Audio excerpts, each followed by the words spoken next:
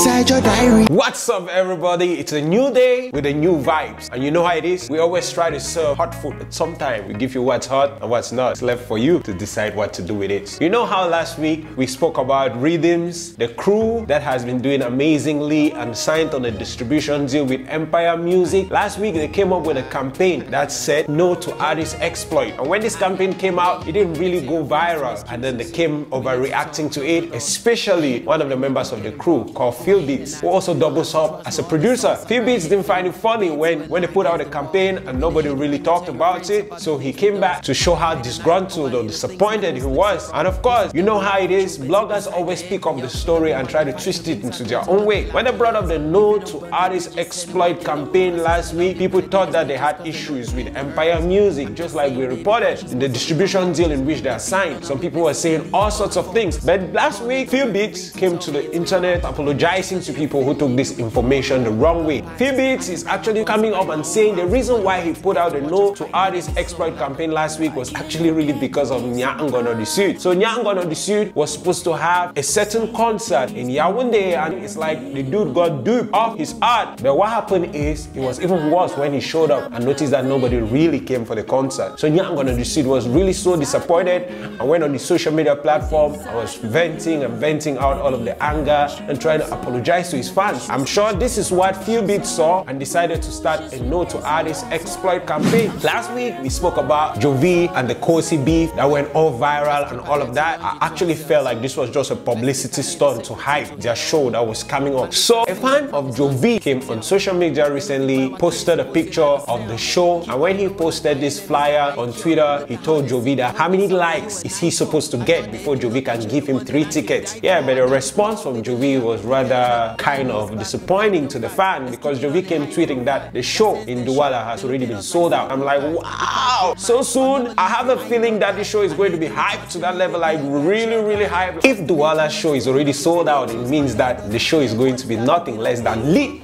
So this week, some of the things that went viral on social media and even TV was talking about was that of Adah Akenji and Nanga Sandre. Okay, Nanga Sandre put out a new video titled Pula V, and guess who was the video vixen? Adah Akenji. When these pictures came out, social media went crazy because everybody was saying that Adah Akenji and Nanga Sandre secretly got married. But come on guys, that was just a music video. And for the record, Nanga Sandre and Adah Akenji are actually really engaged but not married. Oh, how beautiful, right? You need to check out this video. And just for the record, we can't leave this place without giving accolades to Adah Akenji. He has been doing so amazing, and he's like one of the most versatile people in the entertainment industry right now, who is not just an artist but a music producer, a sound engineer, and a video director, and now a video vixen, because he really did act so well in that recent video by Nanga Sandre. And for the record, if you are hearing the name is Nanga Sandre for the first time, this is going to be Cameroon's newest female sensation that has joined the likes of Daphne and Nabila and the rest of the people. And she just put out her very first debut video, which was directed by Adah Akenji. Just to note, Nanga Sandre is also another signatory to Big Dreams Music. She's joining the likes of Kosi.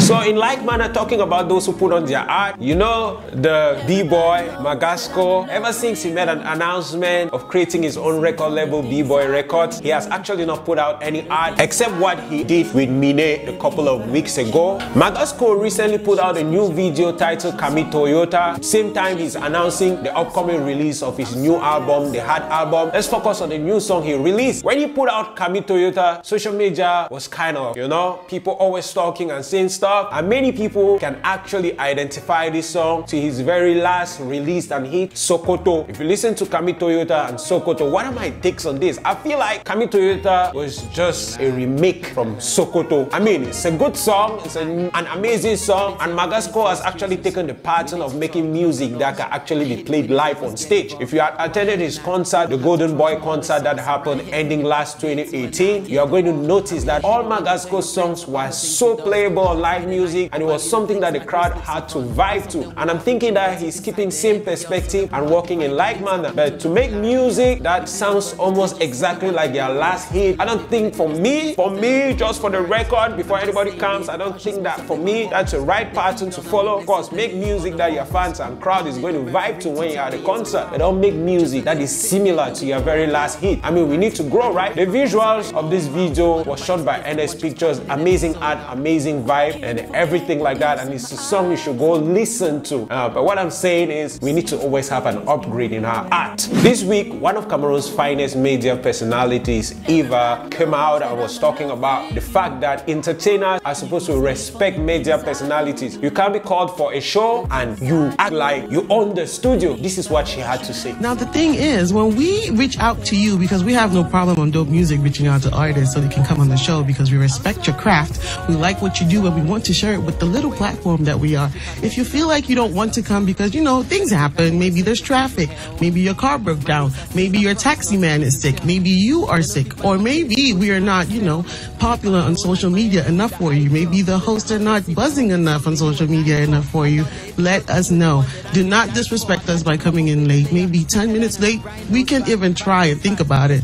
But then if you come 30 minutes, 45 minutes late, there's nothing to do with you. I'm totally agree with Eva. I mean, so many Cameroonian entertainers are so full of themselves that sometimes they think that they can downgrade the very people who promote their art. I mean, talking about not just media platforms like TV or radio, even bloggers. Bloggers will go take out information, write about you, and try to put you on the limelight, and all you can give them in return is, I don't want you writing about me, you can't criticize me, or you can't talk about me like that. When you understand very well that everything that they write is supposed to propagate their art. I mean, Cameroonian entertainers need to come out and understand that the media is there to promote their art and put them in the right platforms. Of course, if you feel like you're offended by an article that was written about you, though true, why are you pissed off when you actually really did these things? When bloggers write about you, you get angry. I mean, we shouldn't do that when you come on media platform. Yes, you're giving us content, but at the same time, you need to respect our art, okay? Because we're using this platform to put you out there. If you produce or do products of your song and it is not promoted, you're as good as useless. So respect media personalities, just like Eva said. You know what is new this week? We're about to show you what was the most lit thing on our social media platform for this week. Look at this kid. This kid actually really sang one of Charlotte Dipanda's song, and it is all over social media. Such a small kid with an amazing adult voice. I mean, it's something to check out, right? Accolades for the kid. And what was the most savage line for this week? Check it out.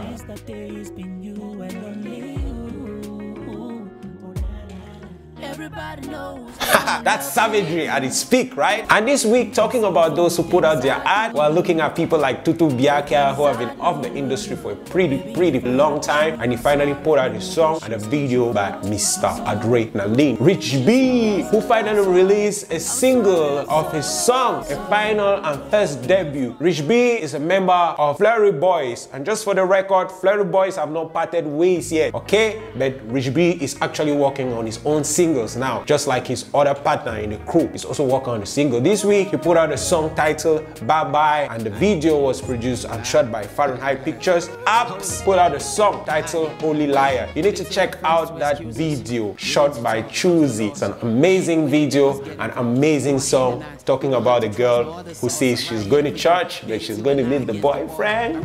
This is what happens these days. Final link of these videos in our bio below. You know how it is? Did we properly serve you the heat for this week? If we did, do not forget to subscribe and the red button below so that you don't miss out on anything that we give to you. And do not forget to follow us on our several social media platforms. And you know how it is. We always give you what's hot and what's not. It's your boy, Karawa. They tell your friends to excuse us.